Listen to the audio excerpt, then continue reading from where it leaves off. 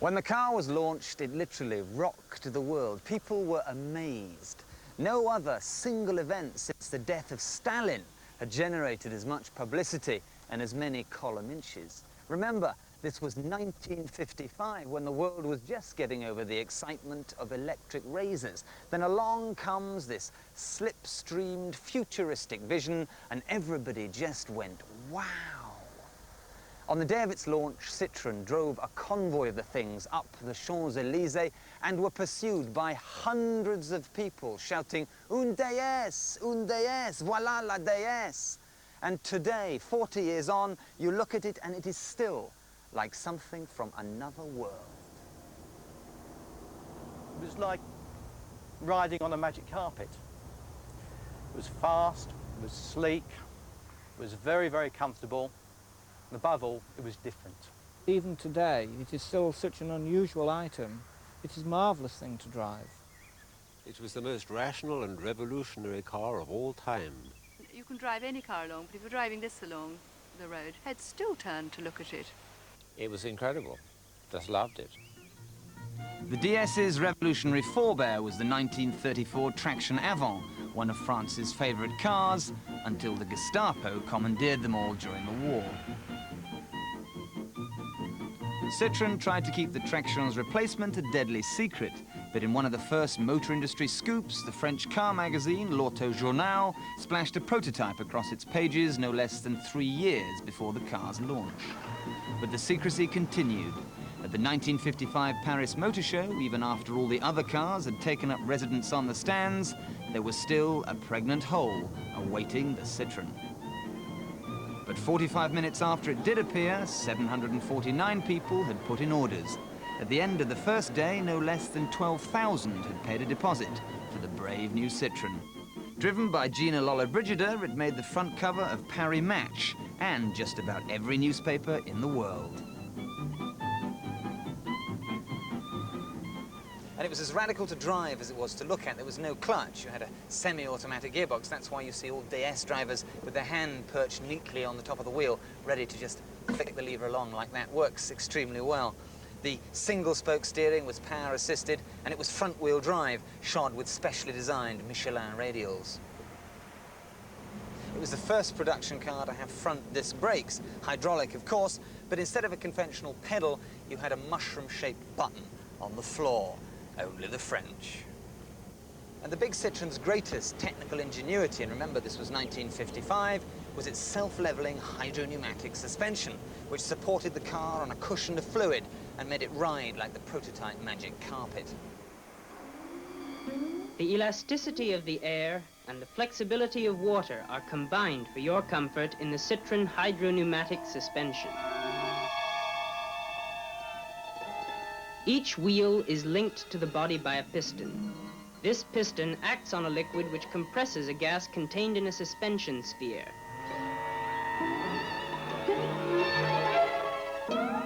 The counter effects of these elements maintains the body horizontal at all times. Now it became possible to sit the car not on metal springs, but on 4 bubbles of compressed nitrogen. And a compressed gas, a trapped gas, is the finest spring you can get. Because you had this high-pressure circuitry for operating the suspension and operating the brakes, which incidentally enabled you to have really powerful brakes at the front, where all the work was primarily done, Citroen made their own disc brakes, because nobody else's were good enough, of course. And so this was the first production car to have disc brakes, and very well they worked too. In fact, the whole thing worked well, and even today, some say that for a mass-produced car, the DS is technically unsurpassed. The DS was so ahead of itself that in its 20-year lifespan, it was hardly changed at all. The only major revision came in 1967, when Citroen sharpened up that nose and gave it its shark snout. Plus, of course, its most famous party trick, headlamps that swiveled with the steering.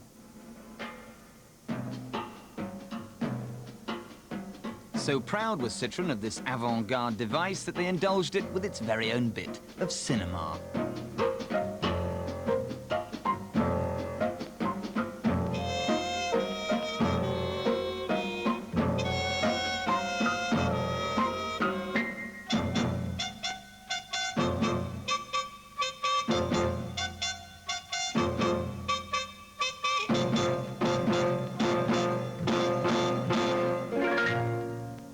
The DS is a car that was made way ahead of its time. It was made in the past, but definitely has a place in the future. My first impressions of the DS were formed as a small child watching programs like Thunderbirds and Stingray, and the shape of the DS, that kind of bulbous and then tapered off shape, reminded me of Thunderbird 2, a big pod carrier that used to carry Thunderbird 4 around, and also Stingray as well. So when I first saw a DS, I thought, wow, they've actually got a Stingray on wheels. I called my car Imelda after Imelda Marcos, because at the time when I bought the car, she was being indicted for fraud in the Philippines, and it just seemed an appropriate name to call it at the time. Also, she's gorgeous and she's brown. Aesthetically, she's very pleasing to the eye. Most people, when they see her for the first time, look at her lines and her shape, her curves and her big bulbous eyes. When you drive one of these, people can't help but to look at you. You can pull up next to a Porsche, or you can pull up next to a Range Rover and they can't touch you. You can raise or lower the suspension and you're in a class of your own. You're driving a car that's got more history, more style, more impact than most cars on the street today. Also, it's got a lot of chrome on it. Acres of legroom and a cavernous boot meant that the DS was hugely practical and very, very, very accommodating. Bristling with all those clever little touches that mean so much. And that amazing suspension made the DS one of the few cars in the world that could perform a trick like this.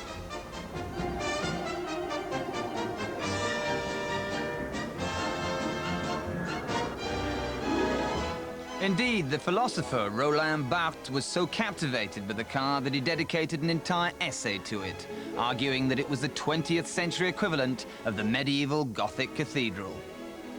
He compared its seamless lines to the unbroken metal of the spaceships of science fiction.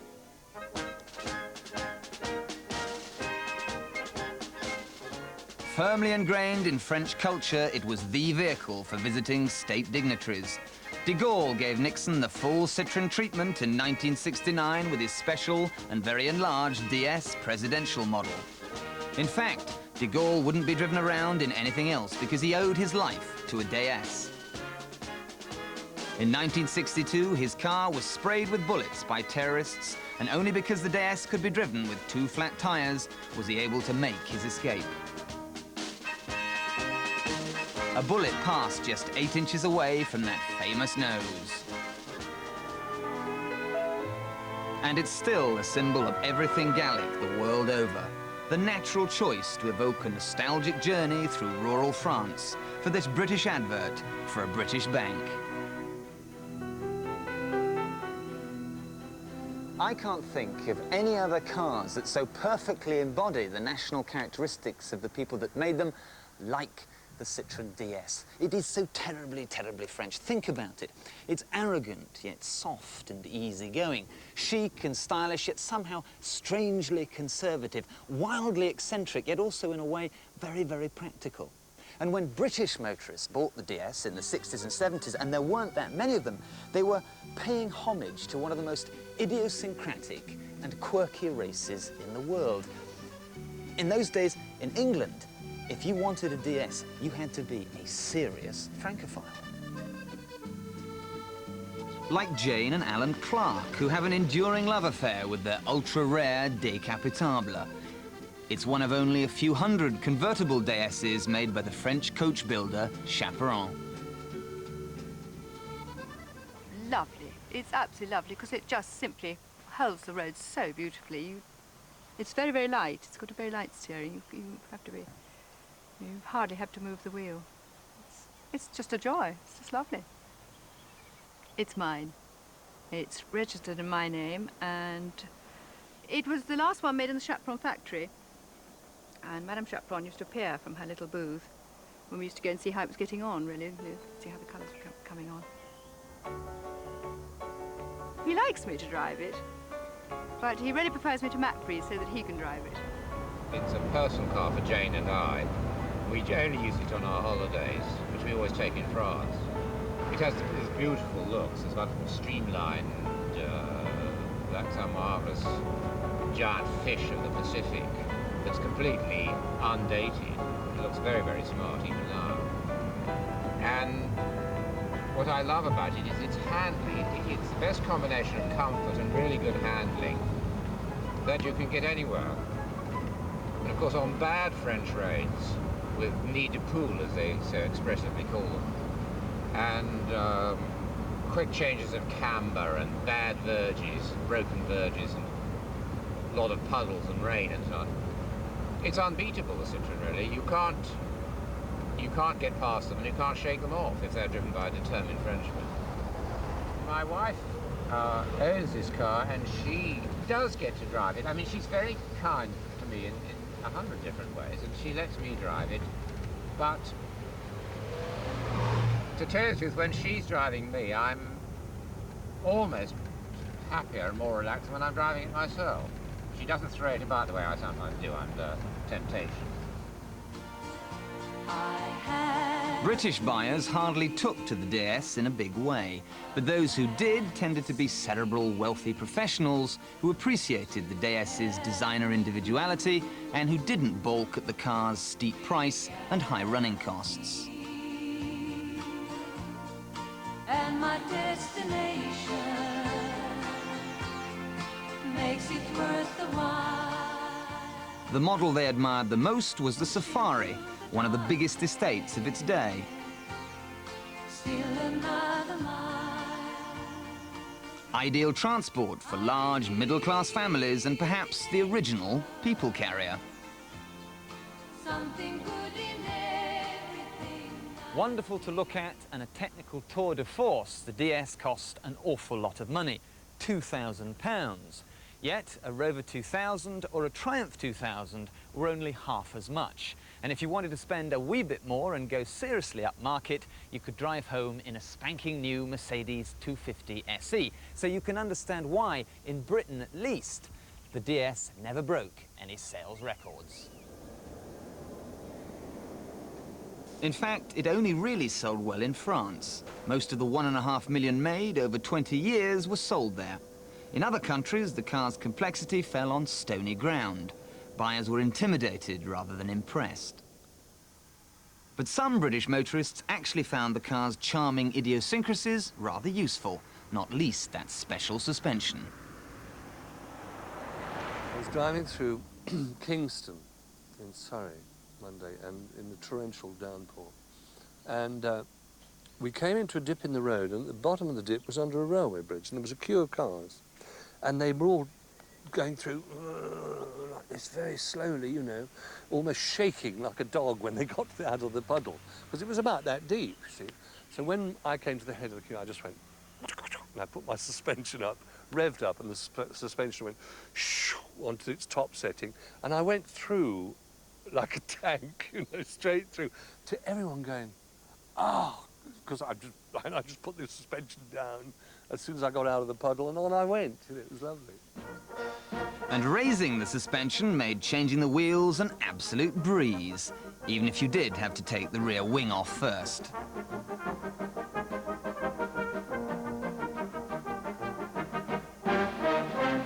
The DS was so advanced that in 1960 it was chosen by the Transport and Road Research Laboratory as a test bed for a sort of autopilot for cars. I've driven this car for hundreds of miles without touching the steering wheel. A driverless steering system picked up electronic signals from sensors buried in the track and literally steered itself.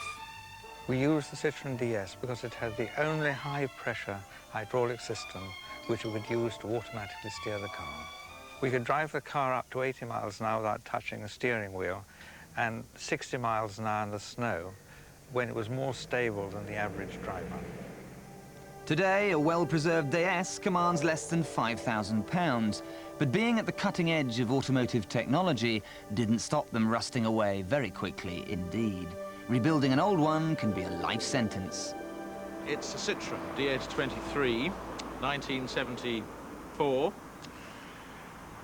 First registered in 75 and one of the last to hit the English roads. One owner from new, low mileage, 68,000, and quite an attractive registration number, but needs a lot doing to it. This particular one is rather worse than I dared hope. It basically needs rebuilding from the front seats backwards. I would have thought with a little bit of help from my friends, and fortunately in this parish I've got some very good ones, it could be done in a couple of years, something like that.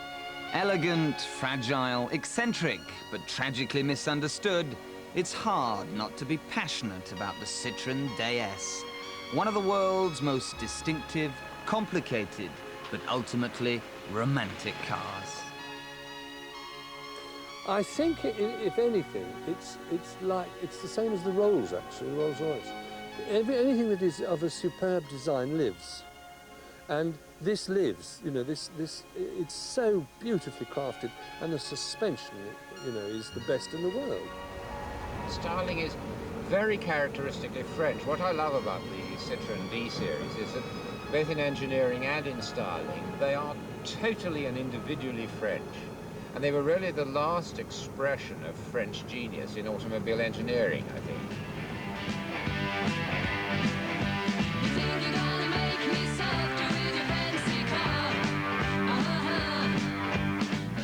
A high-speed edition of Top Gear this week has Michael Schumacher in the driving seat of the new Ford Mustang. That's on Thursday evening at 8:30 here on BBC Two.